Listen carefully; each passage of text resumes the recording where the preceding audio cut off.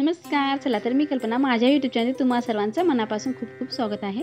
आता ह्या ठिकाणी एक वाटी छोट्या वाटीने आपण शेंगदाणे घेतलेले आहेत ते आपले व्यवस्थित भाजून घ्यायचे. थोडं भाजत आले की त्यामध्ये आपण 1 चमचा इतके जिरे टाकून घेतलेले आहेत. जिरे टाकल्यानंतर 2 मिरच्या ह्या ठिकाणी आपण कट करून घेतलेले आहेत. उपवाससाठी आपण जे पदार्थ बनवत आहोत त्यासोबत खाण्यासाठी आपल्याला चटणी बनवायची आहे.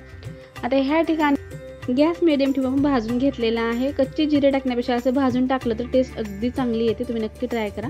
आता ह्या ठिकाणी थोडंसं आपण शेंदे टाकून घेतलेलं आहे. थोडीशी कोथिंबीर टाकायचं, खात असेल तर टाका, नाही टाकलं तरी सुद्धा चालते, ऑप्शनल आहे. दरदरीत वाटण तयार करून घेतलेलं आहे. त्यामध्ये 2 चमचे इतका आता आपल्याला दही टाकून घ्यायचे. अगदी कमी वेळामध्ये झटपट अशी आपण ही चटणी बनवू शकतो. आता दही टाकून झालं की सुद्धा थोडंसं फिरवून घ्यायचं. नंतर फिरवल्यानंतर आपण आता ह्या ठिकाणी जितक्या क्वांटिटीमध्ये आपल्याला घट्ट पातळ असं बनवायचं तसं आपल्याला पाणी टाकून घ्यायचं. अर्धी वाटी इतकं मी पाणी टाकून घेतलेलं आणि मस्त फिरवून घेतलं. होऊ शकतं अगदी छान आपली चटणी बनवून तयार झालेली आहे. वरून तडका टाकला तरी सुद्धा चालतो, पण मी ह्या ठिकाणी टाकलेला नाही. आता ही चटणी आपण उपवासासाठी कुठल्याही पदार्थासोबत खाऊ शकतो, जसं की बकरीची खिचडी असेल किंवा साबुदाण्याची खिचडी, त्यासोबत सुद्धा खाता येते. ह्या ठिकाणी रात्रभरासाठी मी भिजत ठेवलेला हा साबुदाणा आहे. ह्यात पाणी टाकलेलं आहे आणि पाणी टाकून आपल्याला 8 तासाकरता हा साबुदाणा आपण भिजत ठेवला होता. 4 तास भिजवला तरी सुद्धा चालतो. आता अगदी अर्धा इंचपेक्षा सुद्धा कमी आपण इतकं वरती पाणी ठेवलेलं आहे आणि झाकण ठेवायचे. आता सकाळी आपण हे साबुदाणा पाहतो तर एकदम छान फुललेला आहे, अगदी छान फुगलेला आहे, छान भिजून झालेला आहे. त्यासाठी आपल्याला लागणार आहेत बटाटे, आणि बटाटे जे आहेत ते आपण कुकरला चांगले उकडून घेतलेले. 4 बटाटे ह्या ठिकाणी घेतलेले, 1 वाटी साबुदाणा घेतलेला आणि 4 बटाटे घेतलेले. बटाटे आपल्याला लहान खिसणीने सुरुवातीला खिसून घ्यायचे. अगदी लहान खिसणीने खिसले तर अगदी छान आपली जी पेस्ट आहे ती छान बनून तयार होते. त्यामुळे छोटीच खिसणी घ्या.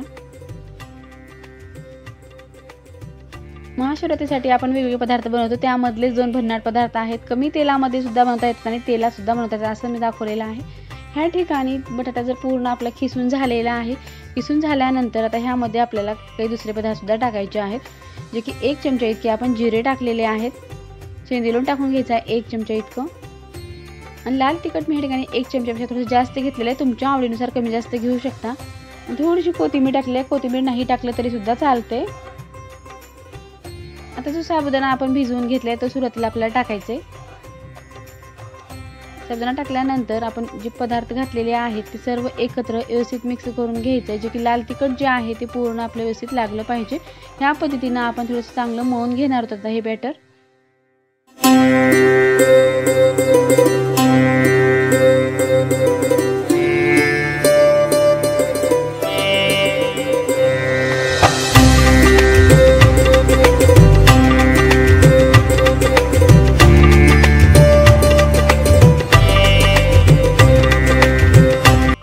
चांगलं असे मळून झालेलं आहे. ह्यामधलं आपल्याला अर्ध काढून घ्यायचं आहे.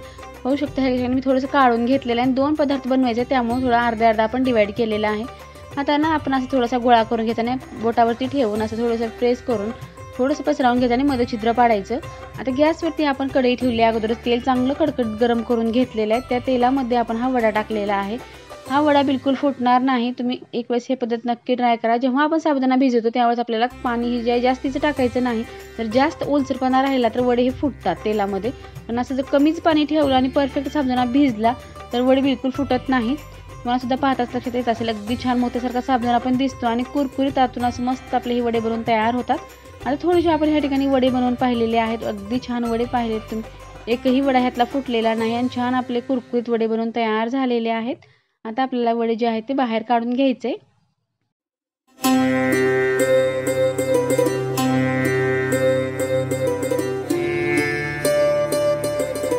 वडे बनवून झाले की शिल्लक राहिलेल्या पिठापासून आपल्याला दुसरा पदार्थ बनवायचा. हाताला थोडंसं पाणी लावून घेतलेलं आहे आणि पाणी लावून घेतल्यानंतर छोटे छोटे आपल्याला रोल बनवायचे. त्या अगोदर आपण गॅसवरती आप्पे पात्र ठेवले, त्यामध्ये अगदी थेंब थेंब आपल्याला तेल टाकायचं आणि तेल लावून थोडंसं त्याला आपल्याला स्प्रेड करायचं, जे की चिकटणार नाही. अगदी छान कमी तेलामध्ये कुरकुरीत आणि कमी मेहनतीमध्ये आपण ही वडे बनवू शकतो. आणि तेल तर आपलं व्यवस्थित लावून झालेलं आहे. आपण छोटे छोटे आता त्याचे गोळे करून आता ह्यामध्ये टाकून द्यायचे आणि थोडंसं आलट पलट करत करत आपल्याला हे कुरकुरीत बनवायचे.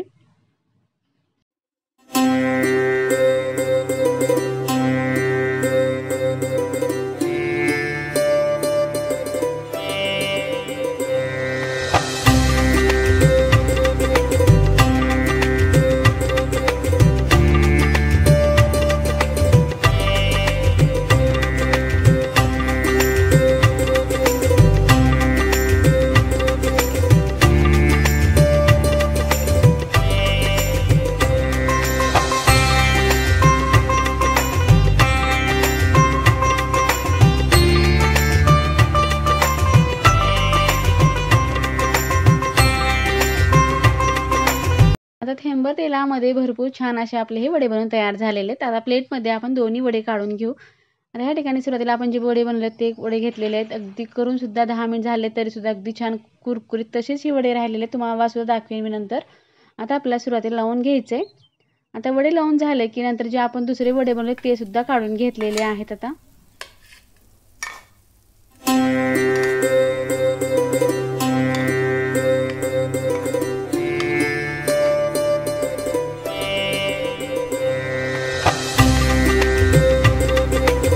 वडे तर काढून झाले, लावून सुद्धा झालेले आहेत आणि वाटी ठेवून घेतलेली आहे। जी चटणी आपण बनवलेली आहे सोबत खाण्यासाठी ती लावून घेऊया। आता चटणी वडे आपण सर्व लावून घेतलेले आहे। सोबत खाण्यासाठी आणखीन एक पदार्थ म्हणजे नायलॉन साबुदाणा घेतलेला आहे। अगदी छान मस्त शेंगदाणे आणि मध्ये आपण चिप्स सुद्धा टाकून घेतलेले आहेत। खाण्यासाठी आपला हा उपवासाची प्लेट तयार झालेली आहे। तुम्हाला हे वडे कसे वाटले नक्की कमेंट करून सांगा, किंवा माझ्या चॅनलवरती तुम्ही जर नवीन असाल तर चॅनलला सबस्क्राईब करून घ्या, जेव्हा मी नवीन व्हिडिओ बनेल तुम्हालाही पाहायला भेटतील।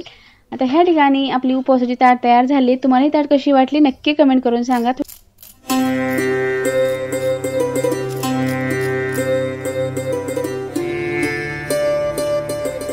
वडे कसे झाले ते सुद्धा तुम्हाला आता कळलेलं आहे। व्हिडिओ पाहिल्याबद्दल धन्यवाद। पुन्हा भेटूया अशाच एका नवीन रेसिपी सोबत।